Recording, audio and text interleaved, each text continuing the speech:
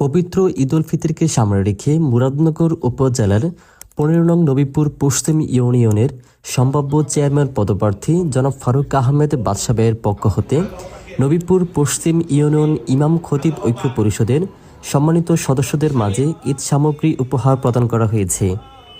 এ সময় তিনি বলেন, সমাজের ধর্মীয় নেতৃত্ব যারা দেন তাদের সম্মান ও পাশে থাকা আমাদের দায়িত্ব। এই ক্ষুদ্র উপহার ঈদের আনন্দকে আরও ভাগাভাগি করার একটি প্রয়াস মাত্র। যেই কোনো প্রয়োজনে আপনাদের মিটিং এর প্রয়োজন হোক, যেই কোনো প্রয়োজন হোক, আপনারা এই জায়গাটা ব্যবহার করবেন। হ্যাঁ, ইনশাআল্লাহ আপনাদের জন্য এটা উন্মুক্ত, যে কোনো প্রয়োজন আপনারা। এ সময় তিনি আরও বলেন, সমাজের দ্বীনি খেদমতে নিয়োজিত সম্মানিত ইমাম খতিবগণ আমাদের পথ প্রদর্শক, তাদের সম্মান করা আমাদের নৈতিক দায়িত্ব। এই সামান্য উপহার ঈদের আনন্দ ভাগাভাগি করার একটি ক্ষুদ্র প্রয়াস মাত্র।